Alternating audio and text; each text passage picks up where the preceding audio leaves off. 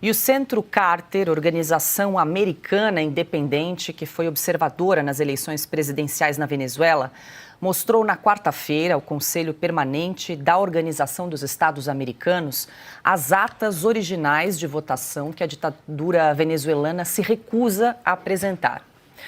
Os documentos apresentados pela assessora do Centro Carter para a América Latina e o Caribe, Jenny Lincoln, apontam para a lisura das atas.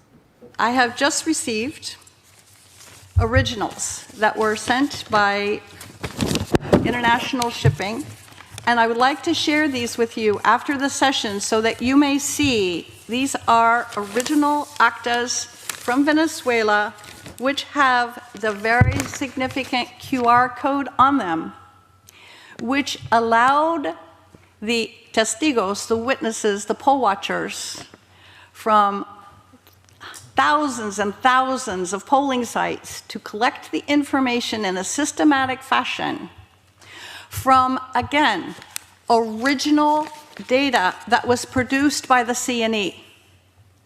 This is the key point to this election. The voting system is electronic, but it offers a paper trail proof of what the electronic machine reports. O material levado à sede da OEA em Washington atesta a vitória do candidato de oposição, Edmundo Gonçalves, com quase 70% dos votos sobre o ditador Nicolás Maduro.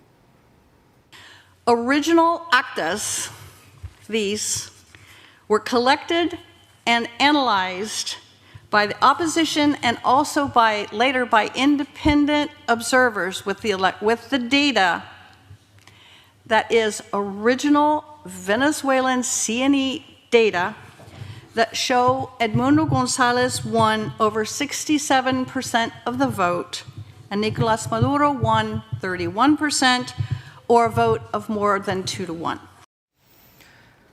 O Conselho Nacional Eleitoral, ligado ao regime chavista, declarou Maduro vitorioso para um terceiro mandato de 6 anos, mesmo sem apresentar as atas eleitorais.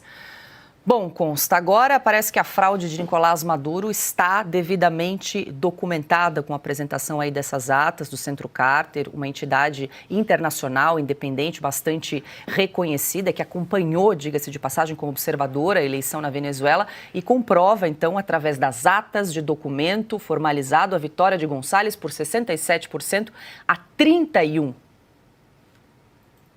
Pois é, provou aquilo que todo mundo sabia já, né?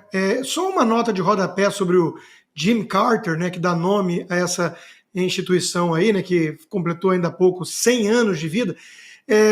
Quando ele foi um presidente muito ruim e medíocre, né, e com essa mentalidade meio progressista banana, e foi justamente sob sua gestão que os ayatollahs tomaram o poder num golpe no Irã, e até hoje a gente paga um preço alto por isso.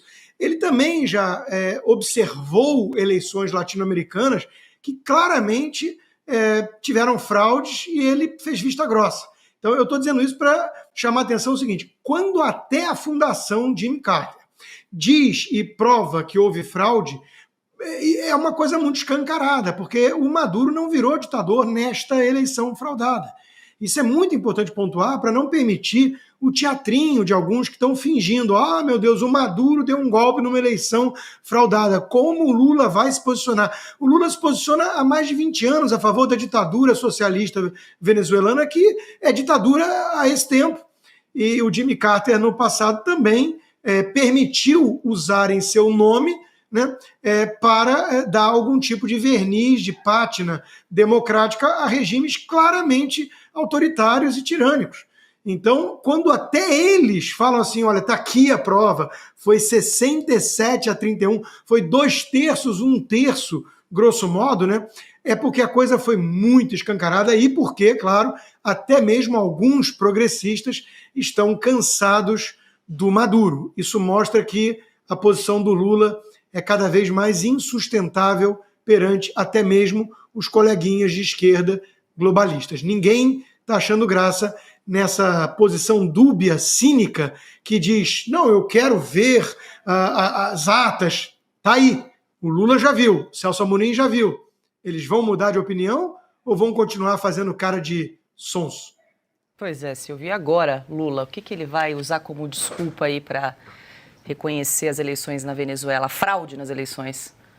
Eu acho que ele vai, como diria Luiz Roberto Barroso, empurrar a história. Vai deixar para lá. O Brasil não vai admitir com todas as letras, porque o Brasil é cúmplice dessa ditadura sanguinária que persiste na Venezuela, que continua na Venezuela. O Brasil, faltou um voto naquela resolução da OEA, que poderia ter partido do Brasil, que poderia ter partido da Colômbia, hoje governada por um ex-guerrilheiro, por um ex-terrorista, Gustavo Petro, ou pelo México.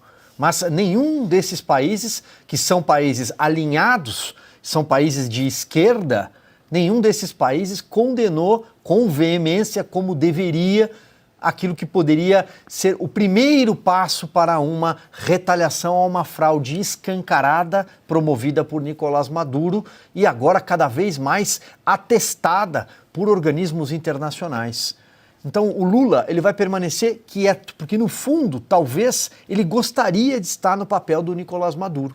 Quando o Lula chegou ao poder naquela eleição de 2002 e assumiu em janeiro do ano seguinte, foi colocado em prática um plano de poder do PT no Brasil, para se perpetuar no poder, que passaria por 2 mandatos de Lula, depois teria um sucessor, à época brigavam internamente Antônio Palocci e José Dirceu, os 2 caíram, um por causa do mensalão, o outro por conta de um caseiro, mas a Dilma Rousseff foi criada, foi forjada a presidente sucessora, e ela ficou 2 mandatos, sendo que o segundo acabou interrompido por um impeachment. Há dúvidas, inclusive, se o PT de fato queria que Dilma Rousseff concorresse à reeleição, porque houve uma briga interna com Rui Falcão. Muitos queriam que o Lula fosse o candidato e não a reeleição da Dilma Rousseff, já naquele 2014. Mas depois, o que aconteceria se não fosse a Lava Jato? O Lula teria retornado ao poder. Mas graças à Lava Jato e a uma direita que despertou no Brasil e elegeu o presidente Jair Bolsonaro, isso não foi possível. O que aconteceu em 2022 eu vou me abster de comentar aqui, Paula. Pois é, Piotr, o Brasil ficou ao lado também do México e da Colômbia, que insistiram ali para o Maduro apresentar as atas dessas eleições, que, segundo o Maduro, quando anunciou a sua vitória, ele disse que ganhou por 51-44 do Edmundo Gonçalves. E agora, ele estava, na verdade, tentando ganhar tempo, porque, bem como disse ali, a gente estava acompanhando essa diretora do Centro Carter falando, ela apresentou as atas com o QR Code. Então, a falsificação, a fraude dessas atas era muito difícil por parte do ditador, tanto que não apresentou até agora. Bom, 2 observações. Uma que nos remete de forma muito clara. As atas da eleição da Venezuela são mais garantidas contra a fraude do que qualquer outra, digamos, em países latino-americanos. Isso me deixa impressionado. Mas vamos lá. Não vou entrar em 2022 também. Interessante, né, que a verdade precisa ser dita várias vezes.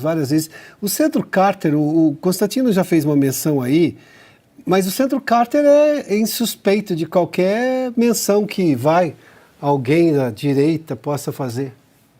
É o Centro Carter que está dizendo que teve uma mentira, mas a mentira prevalece com apoio, sim, da diplomacia brasileira, com a omissão, sim, do presidente Luiz Inácio Lula da Silva e também do presidente colombiano, do então presidente mexicano, agora tem uma nova presidente lá. Enfim, mas a verdade precisa ser dita várias e várias vezes.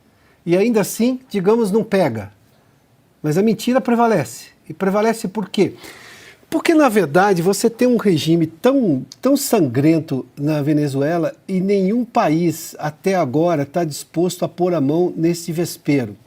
Os venezuelanos estão por conta própria.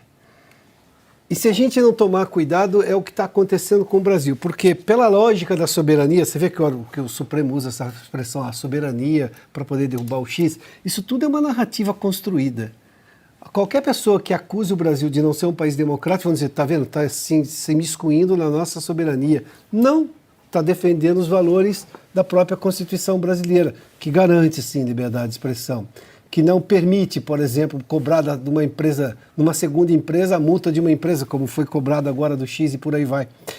Mas é incrível, né? Como a verdade precisa ser dita 1000 vezes, ainda assim não pega, mas a mentira prevalece.